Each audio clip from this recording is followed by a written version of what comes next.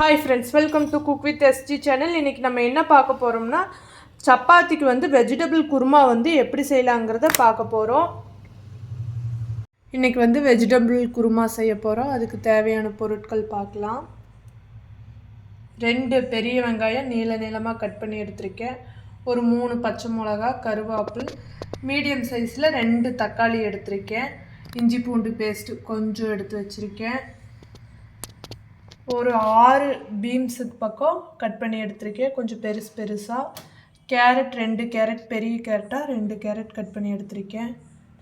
உருளைக்கிழங்கு பெரிய சைஸில் 1. அரைக்கிறதுக்கு தேவையான பொருட்கள் சோயாவை நம்ம தண்ணியில் சுடுதண்ணி காய வச்சு சுடுதண்ணியில் போட்டு எடுத்துக்கலாம்.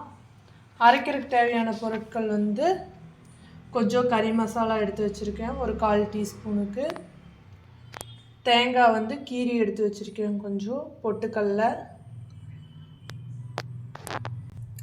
சோம்பு, கசகசா, 3 முந்திரி எடுத்து வச்சுருக்கோம். இப்போ அரைக்கிறதுக்கு தேவையான பொருட்கள்லாம் நம்ம போட்டுக்கலாம்.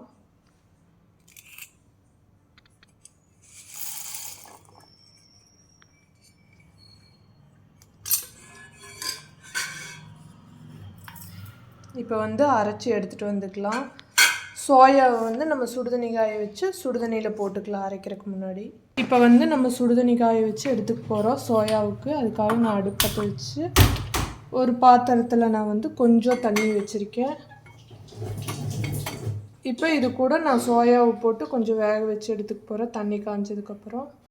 இப்போ நம்மளுக்கு தண்ணி நல்லா காஞ்சிருச்சு. இதுக்குள்ளே நம்ம இப்போ சோயாவை போட்டு இது பண்ண போகிறோம். சோயா நம்மளுக்கு ஊறிடும். இப்போ அடுத்து குருமா தாளிக்க போகிறோம். நான் குக்கரில் தாளிக்கிறேன் இன்றைக்கி. இப்போ அடுத்து நம்ம எண்ணெயை ஊற்றிக்கலாம்.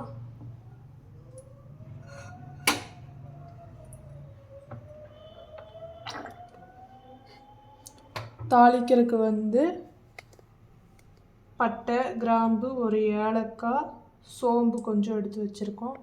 இதை போட்டு நம்ம தாளிச்சிக்கலாம். இப்போ நம்மளுக்கு எண்ணெய் காஞ்சிருச்சு. தாளிப்புக்கு தேவையான பொருள் போட்டாச்சு. அடுத்து வெங்காயம், பச்சை மிளகா, கருவேப்பிலை,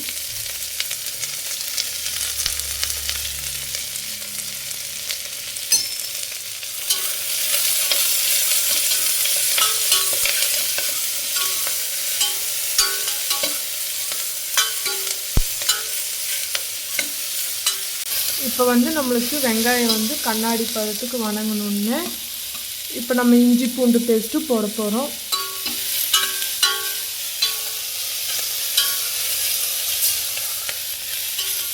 இப்போ அடுத்து பீன்ஸ் போட போகிறோம். கேரட், உருளைக்கிழங்கு, அடுத்து தக்காளி.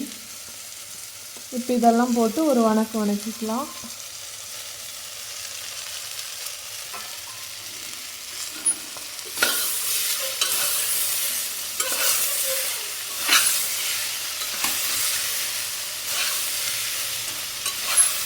இன்றைக்கி 4 பேர்த்துக்கு நான் இந்த குருமா செய்ய போகிறேன். இப்போ நம்ம காய் கலவை உப்பு ஆட் பண்ணிக்கலாம். நான் கல்லுப்பு போட்டிருக்கேன் இன்றைக்கி. இப்போ காய் வணங்கிருச்சு.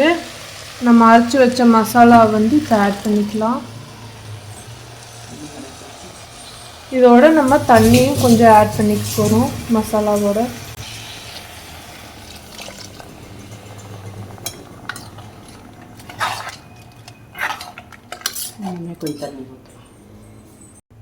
இப்போ நம்ம தண்ணி இந்த அளவுக்கு ஆட் பண்ணிட்டோம்.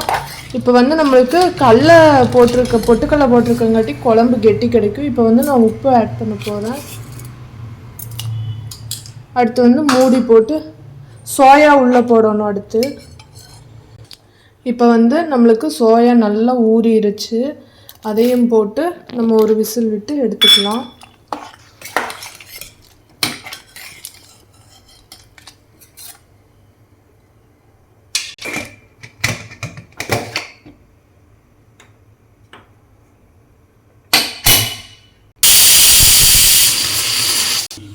இப்போ எனக்கு வந்து ஒரு விசில் வந்துருச்சு. நான் விசில் ஆஃப் பண்ணிவிட்டு கொஞ்ச நேரம் கழித்து விசில் அடங்கினதுக்கப்புறம் ஒரு கொதி விட்டு எடுத்தால் வெஜிடபிள் குருமா ரெடி ஆயிரும்.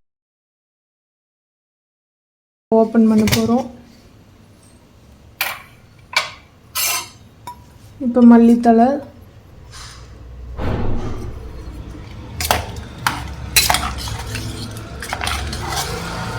நம்மளுக்கு வெஜிடபிள் குருமா வந்து இப்போ ரெடி ஆகிடுச்சு.